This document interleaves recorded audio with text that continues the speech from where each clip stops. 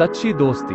कृपा कर हमारे चैनल जंगल सफारी को सब्सक्राइब जरूर करें। धन्यवाद। एक बार की बात है कि एक राजा और उसका वजीर दोनों बहुत मुश्किल में थे, क्योंकि दोनों के कोई बेटा नहीं था।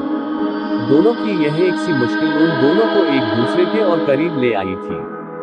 वे एक दूसरे के साथ ही में खुश रहते। दोनों अलग अलग तो बस कभी कभार ही दिखाई पड़ते। जहां राजा रहता वहीं उसका वजीर भी रहता, और जहां वजीर रहता राजा भी वहीं मिलता।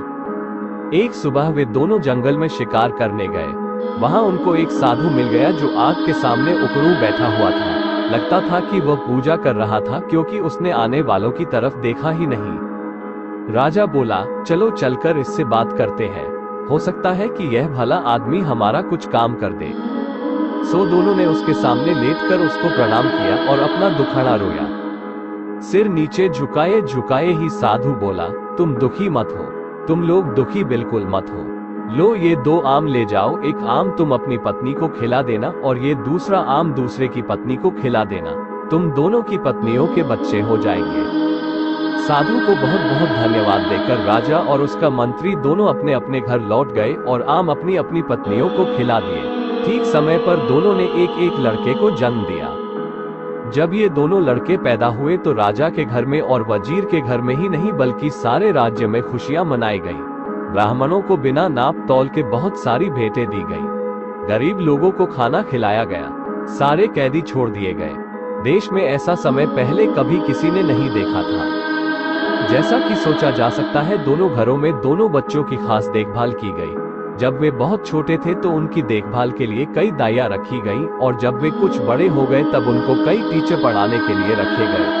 उनको सब तरह की शिक्षा दिलवाने के लिए किसी पैसे या कोशिशों में किसी तरह की कोई कमी नहीं बरती गई। इससे वे दोनों शिक्षा और कला दोनों में बहुत अच्छे निकले। अपने पिताओं की तरह वे भी आपस में एक दूसरे से बहुत प्यार करते थे और दोनों अक्सर साथ साथ ही रहते। एक दिन वे दोनों शिकार खेलने के लिए एक साथ जंगल में गए। वहां वे दोनों घंटों तक शिकार की खोज में घूमते रहे। काफी देर बाद राजकुमार बहुत थक गया और उसे प्यास भी लग आई। वे अपने घोड़ों से उतर गए और उन्होंने अपने अपने घोड़े एक पेड़ से बांध दिए। राजकुमार वहीं घोड़ों के पास बैठ गया और वजीर का बेटा पानी की खोज में चल दिया। उसको जल्दी ही एक छोटी सी नदी मिल गई। वह राजकुमार की प्यास को तो भूल गया और उस नदी के स्रोत को ढूंढने चल दिया। वो 1-2 मील ही गया होगा कि उसको उसका स्रोत मिल गया। वहां उसने एक बहुत सुंदर परी को एक शेर के सहारे बैठा देखा। उसने ये भी देखा कि वह शेर उस परी से डरा हुआ था। ये दृश्य देखकर तो वह आश्चर्य से चौंक गया और इसे बताने के लिए राजकुमार के पास दौड़ गया। साथ में उसने राजकुमार को पिलाने के लिए थोड़ा सा पानी भी साथ ले लिया। जब वजीर का बेटा राजकुमार के पास पहुंचा तो राजकुमार ने पूछा, अरे इतनी देर तक तुम कहाँ रह गए थे, और तुम ऐसे डरे डरे से क्यों दिखाई दे रहे हो, तुम्हें क्या हुआ है? वजीर के बेटे ने जवाब दिया, कुछ नहीं, कुछ नहीं। राजकुमार बोला, कुछ तो हुआ है, तुम्हारा चेहरा बता रहा है कि तुम्हारे साथ जरूर ही कुछ हुआ है। तब वजीर के बेटे ने उसे बताया कि उसने एक बहुत सुंदर लड़की को देखा है। वो शेर के सहारे बैठी हुई थी और वो शेर उससे बहुत डरा हुआ लग रहा था। ऐसा था उसकी सुंदरता का जादू। राजकुमार बोला, मैं भी ऐसी लड़की को देखना चाहूंगा, तुम मुझे उसके पास ले चलो। वजीर का बेटा राजी हो गया और दोनों उस लड़की की तरफ चल दिए। वहां जाकर उन्होंने देखा कि शेर तो उस परी की गोद में सिर रखे सो रहा है। वजीर का बेटा बोला, डरो मत, हम उतनी देर में उस लड़की को पकड़ लेते हैं जबकि शेर सोया हुआ है। वे दोनों उस लड़की के और करीब चले गए। वजीर के बेटे ने शेर का सिर उठाया और उसको जमीन पर लिटा दिया, जबकि राजकुमार ने लड़की को पकड़ा और उसको साथ लेकर वहां से चल दिया। वजीर का बेटा वहीं रह गया। जब शेर जागा तो वहां वजीर के बेटे के अलावा किसी और को न देखकर बोला, अरे वह परी कहाँ गई? वजीर का बेटा बोला, मेरा दोस्त उसको ले गया है। शेर बोला, तुम्हारा दोस्त? तुम उसको अपना दोस्त कहते हो जो तुमको मरने के लिए यहाँ छोड़ गया है। वह तुम्हारा दोस्त नहीं, वह तो तुम्हारा सबसे बड़ा दुश्मन है। कोई सच्चा दोस्त इस तरीके से अपने दोस्त के साथ नहीं करेगा जैसा उसने तुम्हारे साथ किया है। अब मैं तुम्हें सच्चे दोस्तों की एक कहानी सुनाता हूँ। एक बार की बात है कि 3 दोस्त थे। एक राजकुमार था, एक ब्राह्मण था और एक बढ़ई था। इन तीनों के पास अपनी अपनी खास चतुराई थी। राजकुमार मुश्किल से मुश्किल और पेचीदा से पेचीदा मामलों को बहुत जल्दी सुलझा देता था। ब्राह्मण मरे हुए आदमी को जिंदा कर सकता था और बढ़ई चंदन की लकड़ी का एक ऐसा घर बना सकता था जो उसके मालिक के कहने पर कहीं भी जा सकता था। एक दिन ब्राह्मण और उसके माता पिता में कुछ कहा सुनी हो गई तो उसके माता पिता ने उसे घर से निकाल दिया। इस परेशानी के समय में वह अपने दोनों दोस्तों के पास पहुंचा और जाकर उन्हें सब हाल बताया। उसने उनसे कहा कि वे उसके साथ किसी दूर देश चले। राजकुमार और बढ़ई दोनों राजी हो गए और तीनों वह देश छोड़कर वहां से कहीं और चल दिए। वे लोग बहुत दूर नहीं गए थे कि राजकुमार किसी वजह से रुक गया, पर बढ़ई और ब्राह्मण आगे चलते रहे।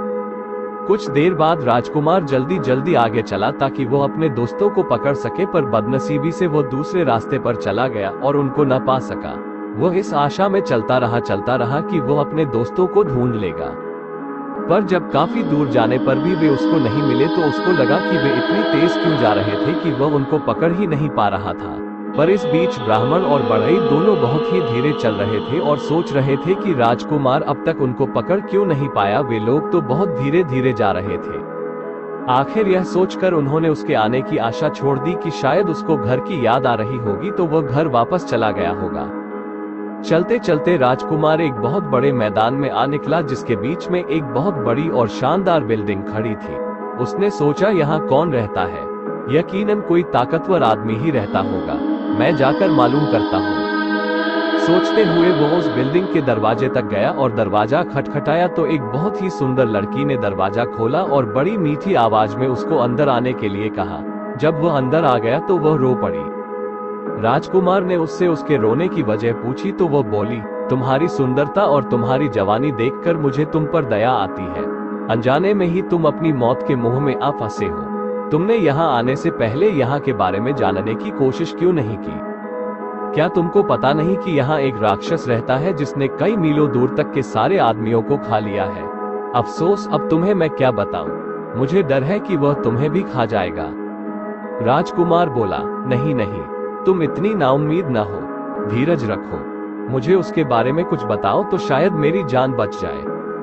वो लड़की सिसकते हुए बोली, पर मुझे पता नहीं कि मैं तुम्हारी सुरक्षा के लिए क्या करूं। फिर वह उसको मकान के पीछे वाले कमरे की तरफ ले गई और उसमें रखे एक बड़े बक्से में उसको बंद कर दिया और उससे बोली, अब तुम यहाँ तब तक चुपचाप रहो जब तक मैं यहाँ दोबारा आती हूँ। भगवान तुम्हारी रक्षा करे। शाम को राक्षस लौटा तो उसकी तेज सूंघने की ताकत ने उसे बता दिया कि वहीं कहीं कोई आदमी मौजूद था।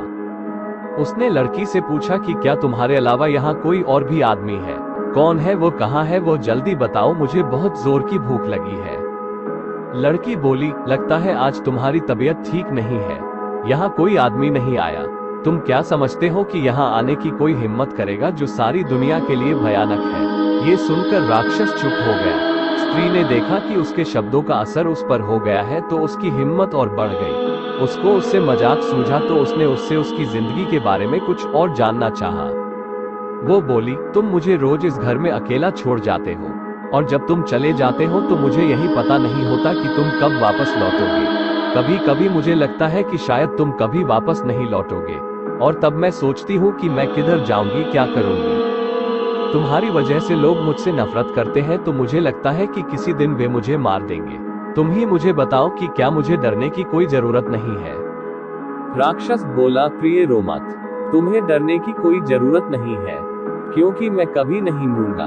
फिर उस बिल्डिंग के एक बहुत बड़े खंभे की तरफ इशारा करते हुए वह बोला, जब तक ये खंभा न टूट जाए मैं नहीं मर सकता।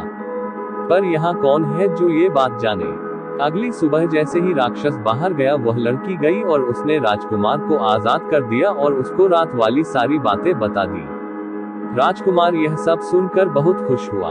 वह बोला, बस यही समय है, मैं इस खंभे को तोड़ देता हूँ और उस राक्षस को मार देता हूँ। ऐसा कहकर उसने खंभे को मार मार कर तोड़ दिया जब तक उसके सैकड़ों टुकड़े न हो गए। ऐसा लग रहा था कि राजकुमार की हर चोट सीधी राक्षस पर पड़ रही थी, क्योंकि जैसे ही वो खंभे को मारता था राक्षस बहुत जोर से चिल्लाता था। जब खंभा टूटकर गिर गया तो राक्षस भी मर गया। अब राजकुमार उस सुंदर लड़की के साथ उस घर में रहने लगा। आसपास के लोग उसका राक्षस को मारने के लिए धन्यवाद करने के लिए आए। उसके बाद उस देश में शांति और खुशहाली छा गई। आसपास की जमीन में फिर से खेती होने लगी। गांव बसने लगे। वातावरण में लोगों की हंसी और संगीत गूंजने लगा। पर सच्ची खुशी हमेशा के लिए तो नहीं रहती। एक दिन वो लड़की अपने घर की एक खिड़की के सामने अपने बाल संवार रही थी। बाल संवार कर कंघी उसने खिड़की की दीवार पर रख दी कि एक कौवा वहां आया और उस कंघी को लेकर उड़ गया। वो उसको बहुत दूर समुद्र के पास लेकर उड़ गया और वहां जाकर उसको पानी में गिरा दिया। वहां उसको एक बड़ी सी मछली ने निगल लिया और इस मछली को इत्तेफाक से एक मछियारे ने पकड़ लिया। उसने देखा कि मछली बहुत बढ़िया थी, सो उसे वह राजा के महल में राजा के खाने के लिए दे आया। जब रसोइया मछली साफ कर रहा था तो उसको उसके पेट में एक कंघी मिली। उसको ये बड़ा अजीब सा लगा, सो वह उसको राजा के पास ले गया। राजा ने जब वह कंघी देखी तो उसने उसके मालिक से मिलने की इच्छा प्रकट की। उसने चारों तरफ अपने आदमी भेजे कि वो उस कंघी वाली का पता लगा कर लाए और उसको बहुत बड़ा इनाम देने का वायदा किया जो उसे उसके पास लाएगा। कुछ समय बाद एक स्त्री मिली जिसने कहा कि वो उस कंघी को पहचानती है और उसने यह वायदा भी किया कि वो उस कंघी की मालकिन से राजा को मिलवा देगी। वह राजकुमार की पत्नी से मिली और बहुत जल्दी ही उनके परिवार में घुल मिल गई। इतना ही नहीं बल्कि उसको घर में रहने के लिए भी बुला लिया गया, जो उसने तुरंत ही स्वीकार कर लिया। उसने देखा कि जब तक राजकुमार जिंदा है तब तक वह अपने उद्देश्य में सफल नहीं हो सकती, तो उसने राजकुमार को जहर दे दिया और हकीम को रिश्वत देकर उसकी पत्नी से ये कहलवा दिया कि वो अपनी मौत ही मरा है। उफ राजकुमार की पत्नी तो राजकुमार की मौत पर बहुत दुखी हुई और बहुत रोई। उसके इतना दुखी होने पर तो लोगों को लगा कि वह तो मर ही जाएगी, पर उसने उसकी लाश को नहीं छोड़ा। उसने उसको एक मजबूत बक्से में बंद करके अपने प्राइवेट कमरे में रख लिया। उसने अपने पति से उसके दो दोस्तों के बारे में अक्सर सुना था कि वे क्या कर सकते थे। उसको यह आशा थी कि एक दिन वह उनसे जरूर मिलेगी और अपने पति को जिंदा करवा लेगी। जैसे ही उस स्त्री को मौका लगा, उसने उस लड़की को उसका घर छोड़ने के लिए और अपने साथ रहने के लिए कहा कि वहां तो वह काफी परेशान थी, कुछ दिन वह वहां से कहीं दूर रह लेगी तो उसको थोड़ी शांति मिल जाएगी। लड़की राजी हो गई और उसके साथ चली गई। अपने घर आते ही उस स्त्री ने राजा को खबर की कि वह अपने उद्देश्य में सफल हो गई है। राजा वहां आया और उस लड़की को जबरदस्ती अपने महल ले गया और उससे प्रार्थना की कि वो उसके साथ उसकी रानी बनकर रहे। लड़की बोली कि वह उससे शादी तो कर लेगी, पर उसको 6 महीने का समय दिया जाए क्योंकि उसके पंडित ने उससे ऐसा करने के लिए कहा था। राजा ये सुनकर बहुत खुश हुआ और उस दिन का इंतजार करने लगा जब वह दिन आएगा जब वो उस लड़की से शादी कर पाएगा। उसके लिए उसने एक छोटा सा महल सड़क के किनारे बनवा दिया था। वो उसी में अकेली रहती थी। इस बीच वो लड़की भगवान से यह मनाती रही कि उसके पति के दोनों दोस्त कहीं से उसे मिल जाएं तो वह इस राजा से शादी करने से बच जाए। वह हर जगह पूछताछ करती रही। वह हमेशा अपनी खिड़की पर ही बैठी रहती और इस आशा में बाहर की तरफ देखती रहती कि शायद वे दोनों वहां से कभी गुजरे। एक दिन उसने 2 आदमी अपने घर की तरफ आते देखे तो उसने उनसे पूछा, आप लोग कौन हैं और कहां से आए हैं? वे बोले, हम लोग यात्री हैं और काफी यात्रा करने के बाद यहाँ तक पहुँचे हैं। हमारे साथ हमारा एक दोस्त राजकुमार भी था, पर अब वह खो गया है, हम उसी को ढूंढते हैं। लड़की बोली, आप अंदर आइए और थोड़ा आराम कीजिए, फिर मुझे अपने खोए हुए दोस्त के बारे में कुछ बताइए। शायद मैं आपके खोए हुए दोस्त को ढूंढने में आपकी कुछ सहायता कर सकूं। सो वे दोनों महल में चले गए और उस लड़की के पास बैठकर उन्होंने उसको अपनी सारी कहानी बताई। लड़की बोली, भगवान का लाख लाख धन्यवाद है कि आप लोग यहाँ हैं, पर मुझे अफसोस है कि राजकुमार तो मर चुका है।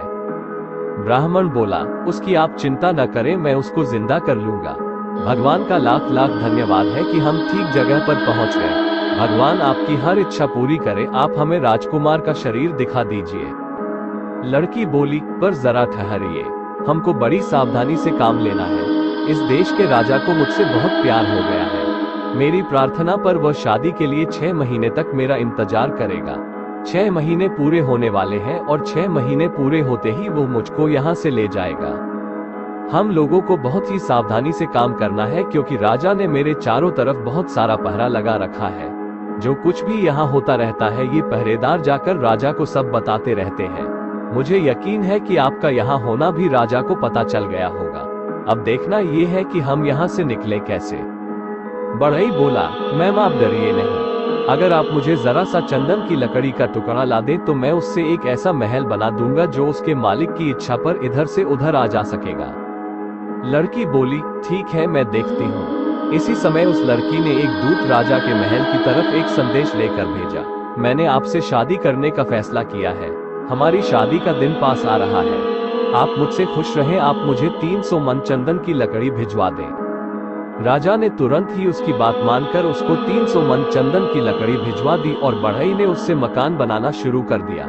जब मकान बनकर तैयार हो गया तो लड़की ने राजा को एक और संदेश भेजा।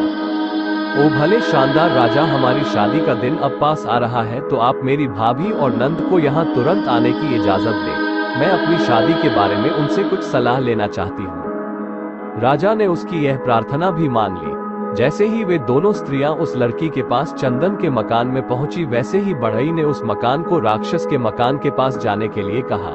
वहां उनको राजकुमार मिल जाता और वे लोग राजा से दूर आराम से रहते। बढ़ई के कहते ही चंदन का मकान उड़ चला और वह इतनी बेआवाज उड़ा कि किसी को पता ही नहीं चला कि क्या हो रहा है। वे सब तो बस उसकी बनावट की ही तारीफ करने में लगी थी कि अचानक उन्होंने अपने आप को मरे हुए राक्षस के महल के पास पाया। लड़की ब्राह्मण को राजकुमार की लाश के पास ले गई। ब्राह्मण ने बस उससे अपना हाथ छुआया कि वह जिंदा हो गया। सब लोगों में खुशी की लहर दौड़ गई। राजकुमार की शादी लड़की से करा दी गई। बाद में पता चला कि वह तो उस समय के एक बहुत बड़े ताकतवर राजा की बेटी थी। राजकुमार के दोनों दोस्तों बढ़ई और ब्राह्मण की शादी राजकुमारी की नंद और भाभी से करा दी गई। सब लोग राक्षस के मकान में बहुत दिनों तक खुशी खुशी रहे। शेर ने अपनी कहानी खत्म करते हुए कहा, ओ वजीर के बेटे, जैसे वे ब्राह्मण और बढ़ई उस राजकुमार के दोस्त थे, वैसे लोग ही दोस्त होते हैं। राजकुमार की तो तुम बात मत करो, जो खुद तो परी को लेकर चला गया और तुमको यहाँ मरने के लिए छोड़ गया। उसको तुम अपना दोस्त मत कहो, वह तुम्हारा दोस्त नहीं है। खैर तुम मरोगे नहीं, मैं तुम्हें कोई नुकसान नहीं पहुंचाऊंगा। तुम अपने घर जाओ